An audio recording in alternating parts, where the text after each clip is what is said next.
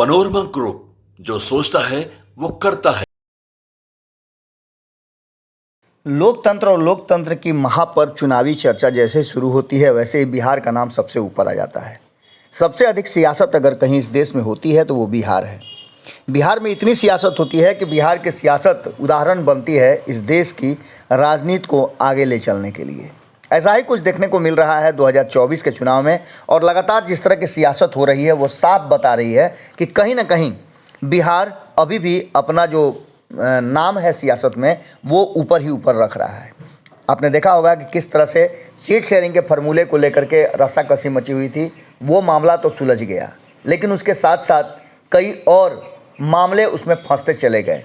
इतना ही नहीं, आपको बता दें कि जैसे जैसे सीट शेयरिंग का समझौता हो रहा था वैसे वैसे दबाव बढ़ते जा रहे थे। जहां एक तरफ भारतीय जनता पार्टी जो कि सीनियर पार्टनर है एनडीए की, उस पर दबाव था कि वो कैसे सीट शेयरिंग का समझौता करे, तो वहीं राष्ट्रीय जनता दल जो इंडिया गठबंधन की बड़ी पार्टनर है बिहार में, उस पर दबाव था। दोनों ही खेमे के बड़े पार्टनरों ने अपना अपना हिसाब किताब लगा दिया और सीट शेयरिंग का समझौता हो गया। लेकिन नाराज़गी दोनों तरफ रही।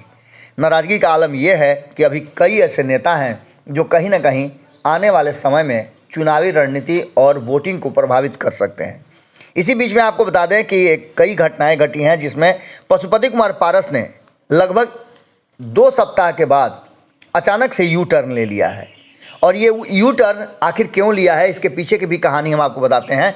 लेकिन उससे पहले आपको बता दें कि राष्ट्रीय लोक जनता पार्टी के राष्ट्रीय अध्यक्ष पशुपति कुमार पारस लगभग 2 सप्ताह के बाद एक बार फिर से अपने सोशल साइट पर अपना नाम चेंज किए हैं और उन्होंने लिखा है कि मोदी के परिवार में उनकी वापसी हो गई है।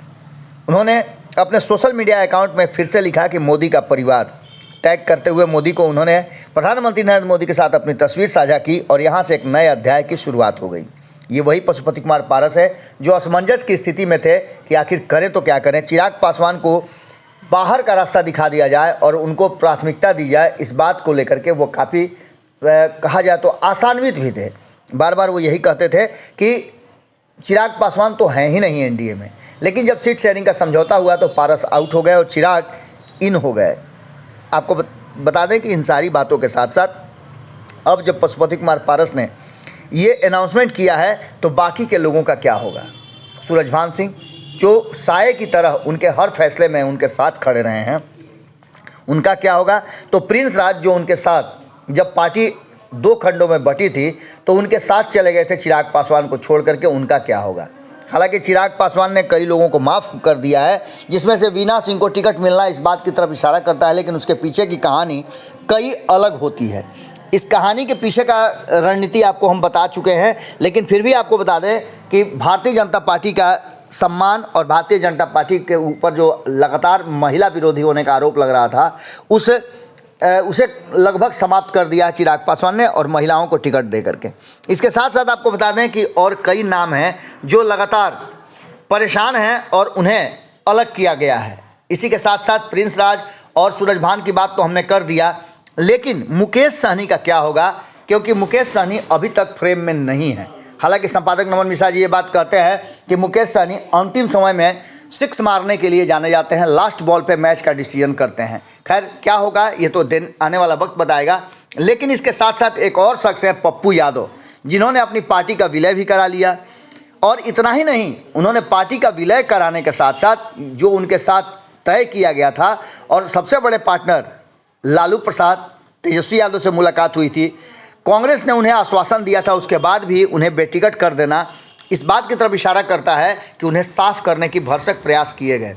लेकिन अब जो वर्तमान परिस्थिति बनी है वो साफ बता रही है कि पप्पू यादव भी चुप बैठने वाले नहीं हैं। यानी सियासत अनलिमिटेड है बिहार में, और इस अनलिमिटेड सियासत में कौन किससे कब क्या बदला ले लेगा ये कहना बड़ा मुश्किल है। हालांकि चुनावी प्रक्रिया शुरू हो गई है, प्रथम चरण के नामांकन भी शुरू हो गए हैं, चुनाव प्रचार भी शुरू हो गया है, और ऐसे में इस तरह की सियासत का होना कहीं ना कहीं इस बात की तरफ इशारा कर रहा है कि अभी बिहार में बहुत कुछ होना है। सीटें तो 40 ही हैं, लेकिन 400 जैसी माहौल बनाए हुए बिहार के राजनीतिक दल हैं। जुड़े रहिए भारत लाइव के साथ।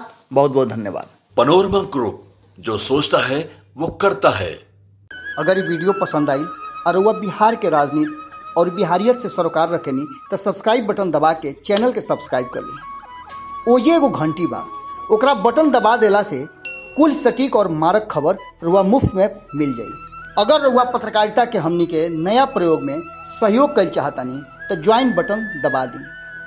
पेटीएम नंबर नोट कर ली 9386816700। धन्यवाद।